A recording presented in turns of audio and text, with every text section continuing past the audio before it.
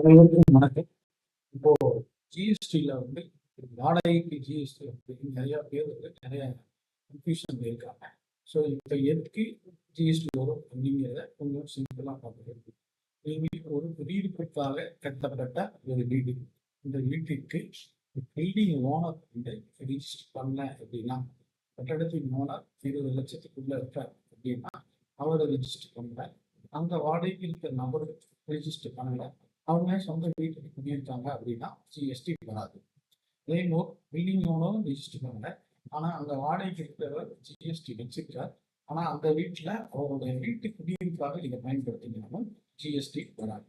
மாறாக building owner register பண்ணியிருக்கார், அவர் யாராவது வியாபாரம் செய்கிறார் இல்லை மற்ற வாடகை வருதுன்னு சொல்லி அவர் ரிஜிஸ்டர் பண்ணியிருக்கார், அங்க குடியிருக்கிற நபருக்கும் ஜிஎஸ்டி வச்சிருக்கார், வாடகை இருப்பவரும் ஜிஎஸ்டி வச்சிருக்கார்.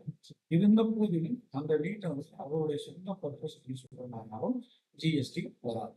மாறாக இப்ப பில்டிங் ஓனருக்கு ஜிஎஸ்டி இருக்கோ இல்லையோ, அங்க வாடகைக்கு இருக்கிற நபர், அதாவது நீங்க குடியிருக்கிற நபர் உங்களுடைய சொந்த அந்த வீட்டை உங்களுடைய வியாபார பட்சத்துக்காக யூஸ் பண்ணுங்க அப்படின்னா நீங்க ஜிஎஸ்டி கட்ட வேண்டும். ஸோ ஜிஎஸ்டி வச்சிருக்கீங்க, இந்த ஜிஎஸ்டியில் ஒரு முனிசிபல் பிளேஸ்லையோ இல்லை அரசியல் பிளேஸ்லையோ ஒரு குடியிருப்பு வீடை காமிச்சிருக்கீங்க அப்படின்னா அதுக்கு கண்டிப்பாக நீங்க அரசியல் கட்ட வேண்டும். இது நடைமுறையில் இருக்கிற அரசியல்.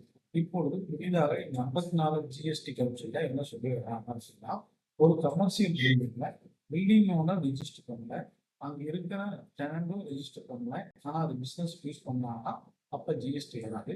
அதே பில்டிங் ஓனர் ஜிஎஸ்டி ரிஜிஸ்டர் பண்ணியிருக்கார், அங்க இருக்கிற நபரும் ஜிஎஸ்டி வாடகை ஜிஎஸ்டி நபர் வாடகைக்கு பயன்படுத்துகிறது. பில்டிங் ஓனர் 18% ஃபார்மேட் சார்ஜ், அவர் வாடகைக்கு இருப்பவர்கள் ஒரு இன்வாய்ஸ் ஜிஎஸ்டி வசூல் பண்ணி கட்டுவாங்க.